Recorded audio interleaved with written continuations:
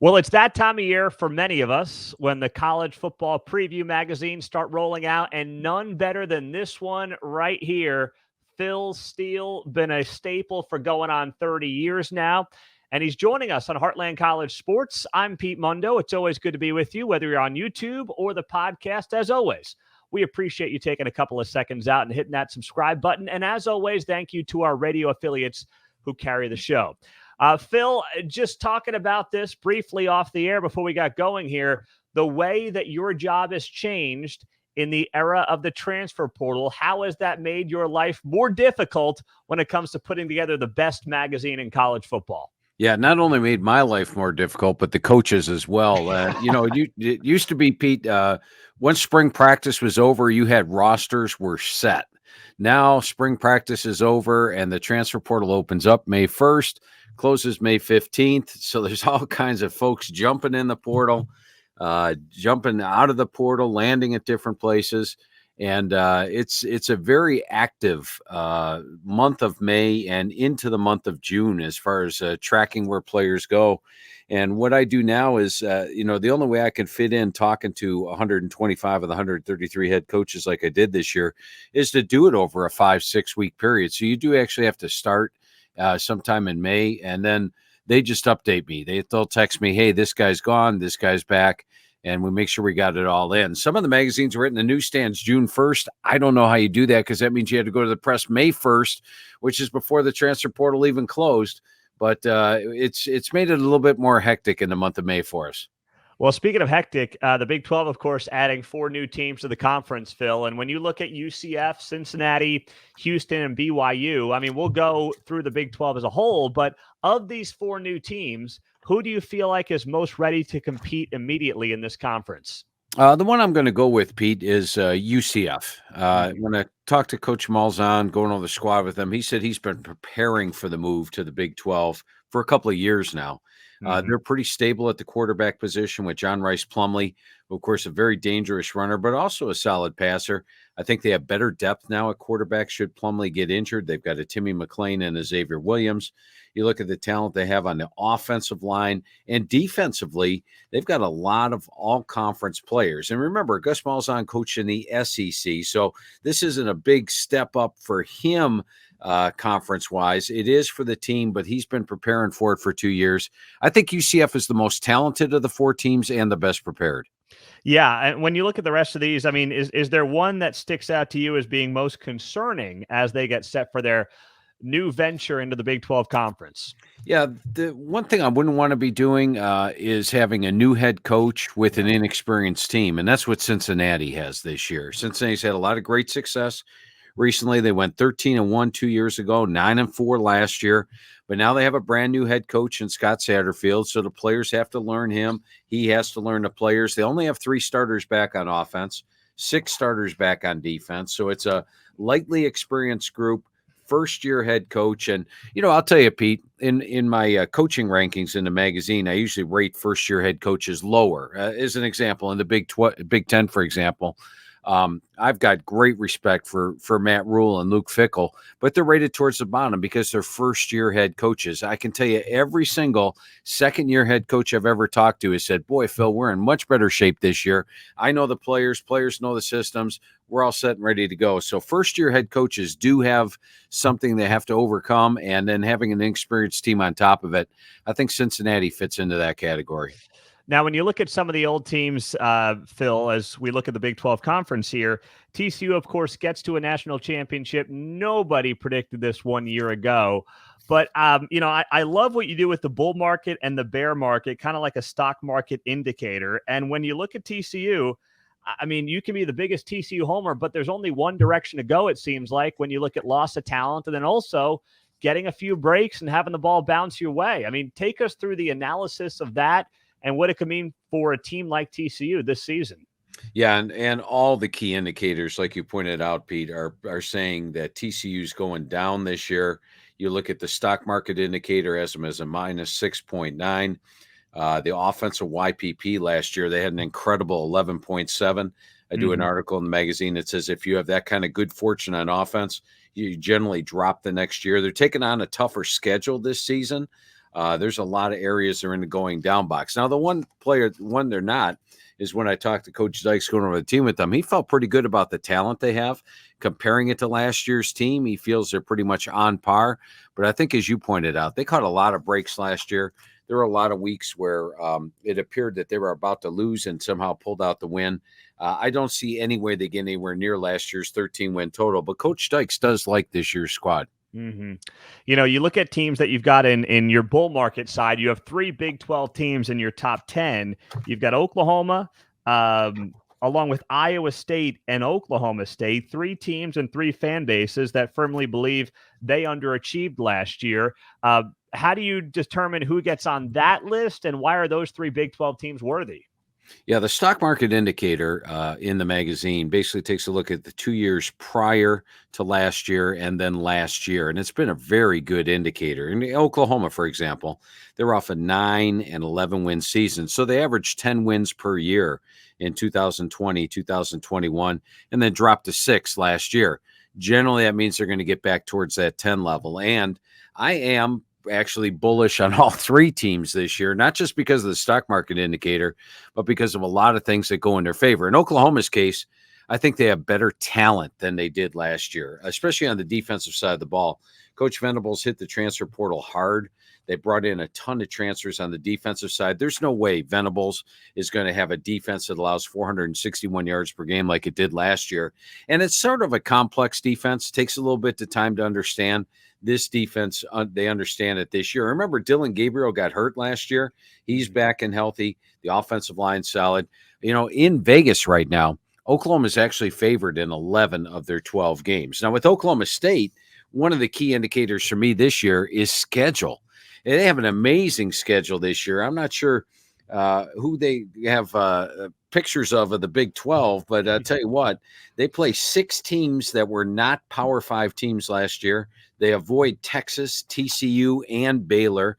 And remember, this is a team that at one point last year was 6-1, number 9 in the country, and then sort of tallied off at the end of the season, dropping all those games. But they have talent, both sides of the football, and they've got the schedule to make some noise this year. And then with Iowa State, they were probably the most unfortunate team in college football last year.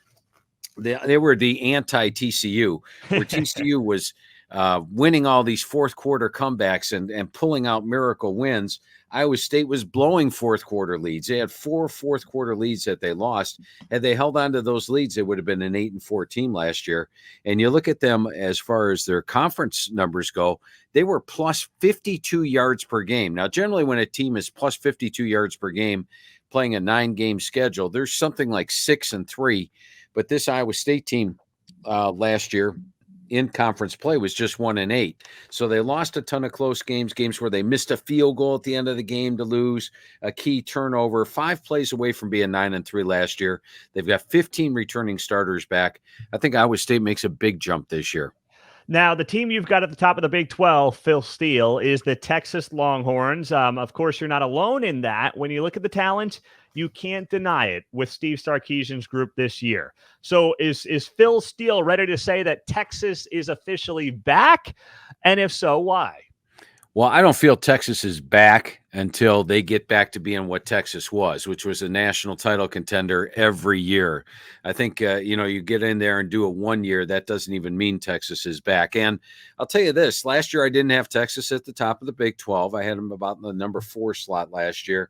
But this year, when you look at the overall talent they have, I mean, every single one of their units ranks in my top 25 in the front of the magazine, not just the top units, but the top 25. They've got my number 5 set of receivers in the country, number 4 offensive line, number 10 linebackers, number 11 DBs, and they're a complete team, solid on offense, solid on defense, and number 3 special teams. Now, unlike Oklahoma State, they draw one of the toughest schedules in the Big 12 because of the top 6 teams in the Big 12. They're the only one that has to face each of the other 5 this year.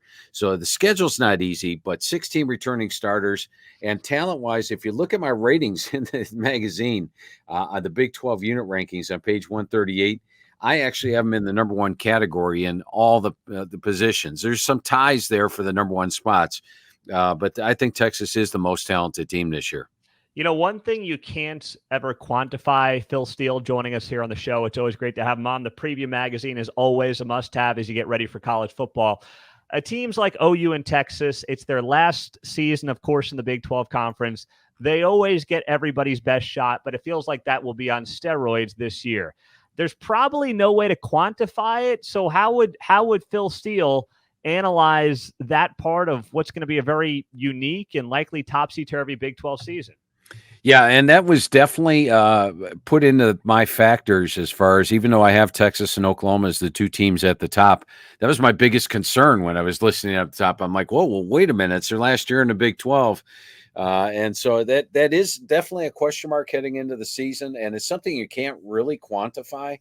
I wish you could. I wish you could put it into something, but I just had to go with the talent on the field, and I think they will get everybody's best shot this year, though. When you look at teams like last year's Kansas State squad, and you thought that was going to be Chris Kleiman's best team, it certainly was. How can he follow it up? It looks like he's got a great offensive line. He's got a very solid quarterback in Will Howard. Maybe some questions on the other side of the ball on the back end, but how do you look at this Kansas State team as they try to defend their Big 12 championship? Yeah, and Coach Kleiman, I think, is the key there. You look at last year's squad, they had the star power last year. Remember, they had 7 players coming back. They had quarterback Martinez, running back Vaughn, wide receiver Knowles, nose guard Huggins, linebacker Green, CB Brents. They had a lot of star power back. Of those top 7 guys, only 1 returns this year, but I do like the talent. You look at Will Howard at quarterback. You look at the receiving core. They've been moving more 2 tight ends because of a lack of depth at receiver, but the receivers are now actually improved this year. So they're going to be okay in that area. The offensive line has everybody back. I rated the number 11 offensive line in the country. And of course the defense will be solid. The key to me to Kansas State this year, replacing Deuce Vaughn at running back. Let's face it, he was a key part of that offense. I think Trayshawn Ward, the transfer from Florida State, has that opportunity. Now, he missed the spring with injury, but he's a home run hitter. So keep your eyes on him this year. And as long as Coach Kleiman's pacing the sidelines, I think this team is a Big 12 contender each year. Now, Texas Tech, there's a lot of hype around the Red Raiders. They're getting picked as kind of a dark horse team in the Big 12, and Joey McGuire is just doing incredible things on the recruiting trail. Texas Tech, Phil Steele. I mean, are you buying into some of the hype happening out there in Lubbock? You can look at Texas Tech one of 2 ways. My power ratings looked at them one of 2 ways this year. Now, last year, Texas Tech won some close games. They were +4 in the net close wins category, which means change 1 play in those 4 games, and they were 4-19 last season. Won a couple of games in overtime, and they got to 8-5. But there's no doubt this year's Texas Tech team is a better team talent-wise, and we're going to lose the term super seniors pretty soon because all those players that got that benefit of the extra 2020 year will sort of all that eligibility to be gone in a year or so. But Texas Tech is a super senior team this year. They've got 10 super seniors on defense, 5 super seniors on offense. When I went over the team with Coach McGuire, he was super high on the quarterbacks with Tyler Shuck, Baron Morton, Jake Strong. He thinks he has the best quarterback room, not only in the Big Ten, but in the country this year, as far as depth and talent goes. And this is a veteran squad across the board. Now, they do lose a key player in Tyree Wilson on the defensive line, but they think they've got a guy like Miles Cole that can step in and take over that pass rushing spot. So I think Texas Tech has the talent to be up there. They were fortunate last season. And I mentioned my power ratings. My power ratings are all over the place. One of the sets, 2 of them actually have them going 11-1 this year. One of them has them going 5-7. So, you can really take a look at this Texas Tech team and call them a wild card this season. Are they a Big 12 title contender? Yes. Can they fall to the middle of the pack? Yes. I'm anxious to see which team shows up this year. Doesn't that in many ways, Phil, summarize the Big 12? We'll talk about some of the other teams, but do you think this is the most unpredictable and what could be exciting conference in America this season? Yeah, you hit it right on the head, Pete. And I'll go back through the second write-through process of the magazine. I do it in a 3 write-through. The first one is a postseason write-through. The next one is a pre-spring. And after I do the pre-spring write-through, before talking to the coaches, I like to do a little forecast of a pre-forecast, which I can, of course, change. but I like to do that in the month of March. And when I did that this year, I felt pretty good about my Big Ten as far as who are the teams at the top and who are the teams at the bottom, ACC, all the way through every conference except one, the Big 12. It's like, well, who do you possibly put at the bottom of the Big 12 and who do you put at the top? Because I can make a case for, a team like UCF being towards the top. I can make a case for them being towards the bottom. And it used to be in the old days, Pete, you just take Kansas and pick them last place in the Big 12. You've got that taken care of. You can't do that anymore. So the Big 12 really is, to me, the most confusing conference in college football and the most competitive. Yeah, it's going to be a heck of a year. So exciting. Now, you mentioned Kansas. Now, I saw them. Of course, they shocked the world last year. They hosted game day. They got to a bowl. Nobody saw it coming in Lance Leipold's second year. But I see them here. We go back to your stock market indicator. They're a team that you could see taking a step back, despite a lot of people saying, hey, Phil, I mean, they bring a lot of players back. They're a year older, a year more experienced. So is it just how the ball bounced for Kansas, or how do you see that playing out? Yeah, and once again, the stock market indicator is a pretty good indication. It goes back. It takes a look at the previous 2 years where Kansas won an average of 1 game per year, and now they won 6 last year. Generally, you see teams reach or go back towards that. But as you touched on, this is a team with 17 returning starters this year. Now they got off to a great start last year, 5-0. But then after that, they were 1-7, and they did suffer some blowout losses, like Texas 55-14, Texas Tech 43-28, got beat by Kansas State by 20 points down the stretch, sort of regressed a little bit. But the thing about Coach Leipold, going back to his days at Buffalo, he really develops the program. And it got to the point in MAC play where Buffalo had been and also ran, he had them be dominant towards the end. Now, I don't know if he's going to get Kansas to be dominant, but he's got the weapons this year with Jalen Daniels at quarterback, Devin Neal at running back, a deep veteran receiving core. The offensive line is back as a whole. I think the key to them is going to be defense. They've got 7 starters back. They're going to have to be better than allowing 469 yards per game. They did bring some transfers in. Now teams are not going to overlook Kansas like perhaps they did at the start of last season. But when I look at Kansas this year, I think they do have a good shot at getting back to a bowl game. Yeah, I absolutely agree. Now, the team at the bottom of your 2023 forecast, Phil, and when it comes to at least teams that were in the Big 12 last year, you have Houston and Cincinnati at the bottom. But the West Virginia Mountaineers, Neil Brown, we know, is on the hot seat. There's a lot of question marks around this team going into the season. What concerns you most about WVU? To me, the thing that actually concerns me most about West Virginia is the coach on the hot seat. Nothing against Neil Brown. I think Neil Brown's a heck of a coach, did a great job at Troy, doing a good job here at West Virginia, and he's got some talent. I mean, you look at the running back core, it's one of the top running back cores in the league. The offensive line is solid.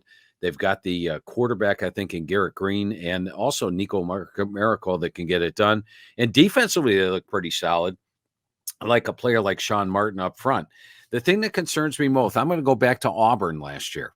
I was high on Auburn coming into the year, and I thought if Auburn could take care of business early, Harsin gets off the hot seat, the team starts playing for him, and they do extremely well.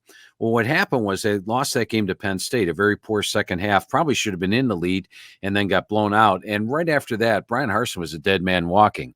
And you wondered if the players were even listening to the coach anymore, knowing that he was on his way out. That would be my biggest concern with West Virginia because they open up with Penn State on the road. They have Pitt at home, Texas Tech at home, and then TCU on the road. If they open up 1-4, all of a sudden Neil Brown could be that dead man walking. And then you wonder how much the team is bought in and listening to Neil Brown on a weekly basis. Now, it could be completely the opposite. Let's say Brown goes ahead and bags a couple of big wins like Pitt and Texas Tech early on. Then this is a very dangerous West Virginia team. Going back to our Big 12 comment, it's tough to pick this team, this conference, top to bottom. West Virginia is a real wild card this year as well. Yeah, absolutely. Now, the 2 teams at the bottom I just noted, Houston, Cincinnati. Do you think that those 2 programs, Phil, have a ways to go to get the depth they need to compete in the Big 12? Or are you just saying, as you have throughout our conversation here, that somebody's going to be in the bottom of this league? It's impossible, or it's very difficult to predict. And I think that this could be a 1-year thing for Houston and Cincinnati. Or do you think there's a ramp up for each program as they take a step up and play? Yeah, there is a ramp up. There's no doubt about it because these are teams coming from the American Conference. As much as I love the American Conference, it's not a Power Five conference, and now they are stepping into one. So the depth is a concern and may take a little bit to build. Plus, these teams, both Cincinnati and Houston, right towards the bottom of my experience chart, which is not what you want to do when you're taking a step up in class. Uh, I was surprised that Houston lost their running back in the spring. They do have Tony Mathis coming over from West Virginia.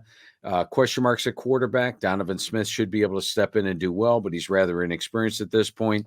And just overall, they lose 26 lettermen from last year. They only have 31 returning. Generally, teams return about 65, 70% of their lettermen. They're more towards the 50% level. So I just think it's Houston would have probably been towards a rebuilding year anyway, like Cincinnati, and that's why I have them towards the bottom. Well, Phil, it is the magazine that every college football fan has to have. I'm holding it up right here, the Big 12 edition of Phil Steele's College Football 2023 preview. PhilSteele.com is the best way to get it, right, Phil?